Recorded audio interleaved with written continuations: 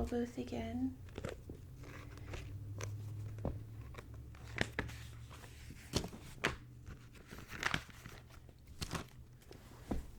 We'll just get right into it.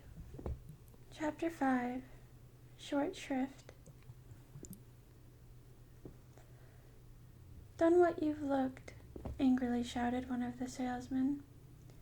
He meant to say, "Look what you've done." But the words had gotten so hopelessly mixed up that no one could make any sense at all. "Do going to we what are," complained another, as everyone set about straightening things up as well as they could. For several minutes no one spoke an understandable sentence, which added greatly to the confusion. As soon as possible, however, the stalls were rightened and the words swept into one large pile for sorting. The spelling bee, who was quite upset by the whole affair, had flown off in a huff, and just as Milo got to his feet, the entire police force of Dictionopolis appeared loudly blowing his whistle. "Now we'll get to the bottom of this," he heard someone say. "Here comes Officer Shrift." Standing across the square was the shortest policeman Milo had ever seen. He was scarcely 2 feet tall, and almost twice as wide. He wore a blue uniform with a white belt and gloves, a peaked cap, and a very fierce expression. He continued blowing the whistle until his face was beet red, stopping only long enough to shout, "You're guilty, you're guilty," at everyone he passed. "I've never seen anyone so guilty," he said as he reached Milo. Then turning towards Tog, who was still ringing loudly, he said, "Turn off that dog. It's disrespectful to sound your alarm in the presence of a policeman." He made a careful note of that in his black book, and strode up and down with his hands clasped behind his back, surveying the wreckage of the marketplace. very pretty," he scowled. "Who's responsible for this? Speak up, or I'll arrest the lot of you." There was a long silence. Since hardly anybody had actually seen what had happened, no one spoke. "You," said the policeman, pointing an accusing finger at the humbug, who was brushing himself off and straightening his hat. "You look suspicious to me." He startled the humbug, dropping his cane, and nervously replied, "Let me assure you, sir, on my honor as a gentleman, I was merely an innocent bystander, minding my own business, enjoying the stimulating sights and sounds of the world of commerce, when this young lad—" There's a picture.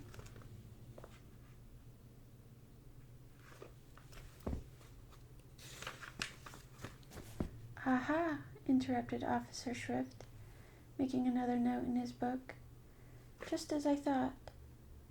Boys are the very cause of everything." "Pardon me," insisted the humbug, "but I in no way meant to imply that—" "Silence!"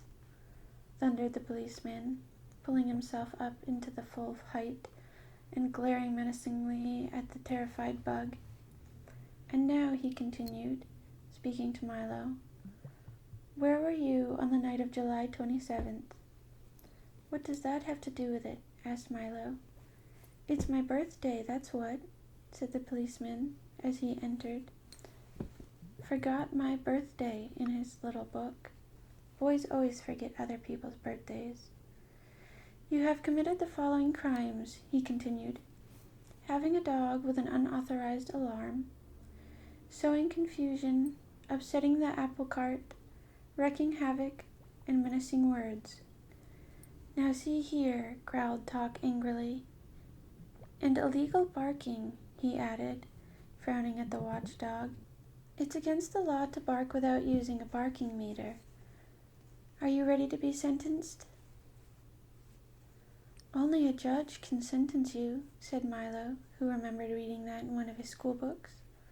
Good point, replied the policeman, taking off his cap and putting on a long black robe. I'm also the judge. Now would you like a long or a short sentence? A short one, if you please, said Milo. Good, said the judge. I always have trouble remembering the long ones. How about I am? That's the shortest sentence I know. Everyone agreed that was a very fair sentence, and the judge continued. There will also be a small additional penalty of 6 million years in prison. Case closed. He pronounced. Come with me, I'll take you to the dungeon. But only a jailer can put you in prison, offered Milo, quoting the same book. Good point, said the judge, removing his robe and taking out a large bunch of keys. I'm also the jailer. And with that he led them away. Keep your chin up, shouted the humbug. Maybe they'll take 1 million years off for good behavior. A very heavy prison door swung back slowly, and Milo and Talk followed Officer Shrift down a long, dark corridor lit only by an occasional flickering candle. Watch the steps, advised the policeman, as they started down a steep circular staircase. The air was dank and musty, like the smell of wet blankets, and the massive stone walls were slimy to the touch. Down and down they went, until they arrived at another door even heavier and stronger looking than the first. A cobweb brushed across Milo's face, and he shuddered. You'll find it quite pleasant here, chuckled the policeman, as he slid the bolt back and pushed the door open, with a screech and a squeak. Not much company, but you can always talk to the witch. The witch? Trembled Milo. Yes, she's been here for a long time, he said, starting along another corridor.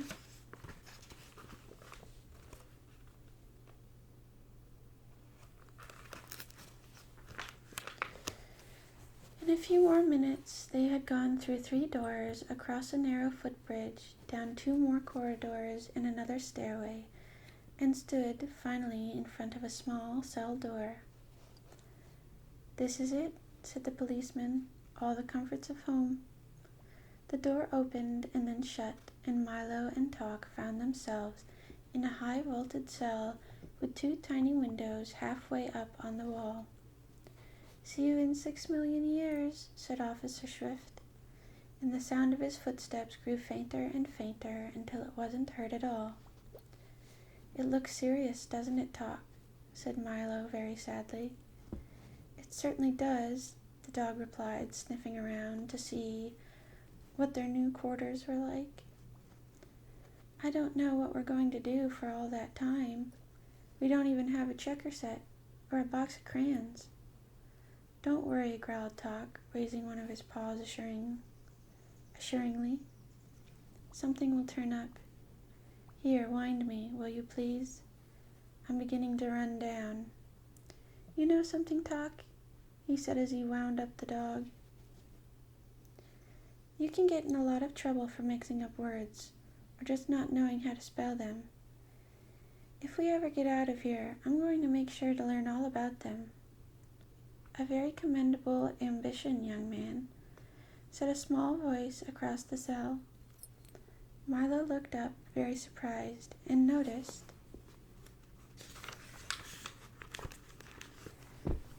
for the first time in the half-light of the room a pleasant-looking old lady, quietly knitting and rocking. Hello, he said. How do you do? She replied. You'd better be careful, Milo advised. I understand there's a witch somewhere in here. I am she, the old lady answered, casually, and pulled her shawl a little closer around her shoulders. Milo jumped back in fright and quickly grabbed Talk to make sure that his alarm didn't go off, for he knew how much witches hated loud noises.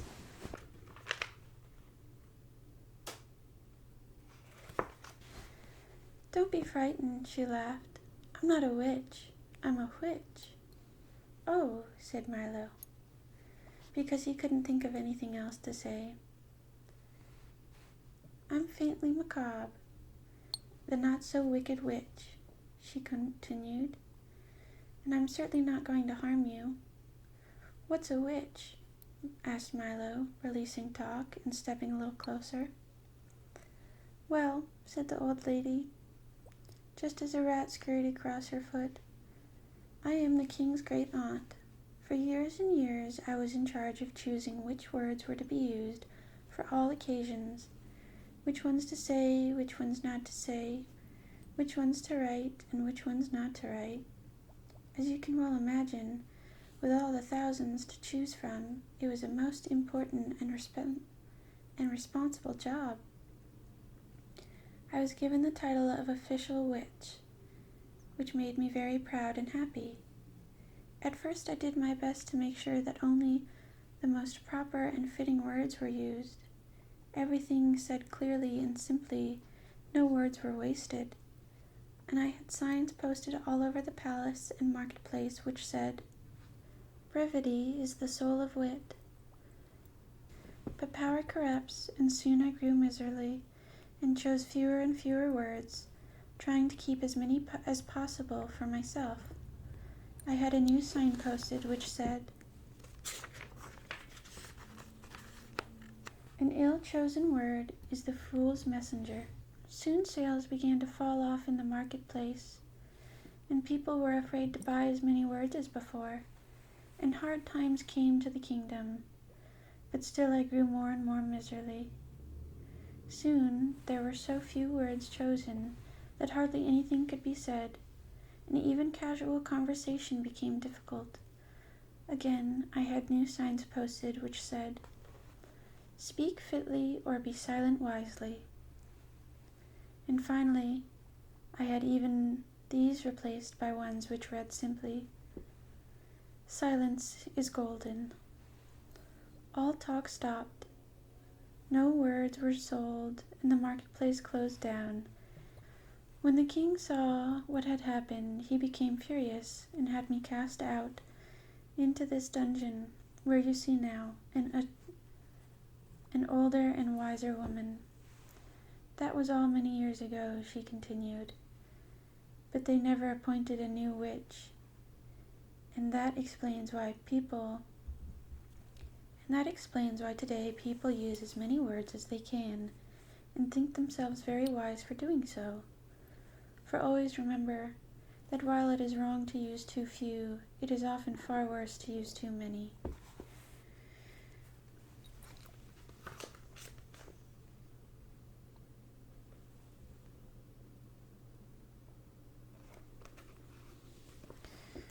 When she had finished, she sighed deeply, patted Milo gently on the shoulder, and began knitting once again. And have you been down here ever since? Asked Milo sympathetically. Yes, she said sadly. Most people have forgotten me entirely, or remember me wrongly, as a witch, not a witch. But it matters not, she went on unhappily, for they are equally frightened of both. I don't think you're frightening, said Milo, and Talk wagged his tail in agreement. Thank you very much, she said. You may call me Aunt Faintly. Here, have a punctuation mark. And she held out a box of sugar-coated question marks, periods, commas, and exclamation points. That's all I get to eat now. Well, when I get out of here, I'm going to help you, Milo declared forcefully. That's very nice of you, she replied. But the only thing that can help me is the return of rhyme and reason. The return of what? Asked Milo. Rhyme and reason, she repeated. But that's another long story, and you may not want to hear it. We would like to very much, barked Talk. We really would, agreed Milo. And as the witch rocked back slowly, and And as the witch rocked slowly back and forth, she told them this story. We're going to end it there, though, for today. That was chapter 5. So next time we will hear the story of Rhyme and Reason.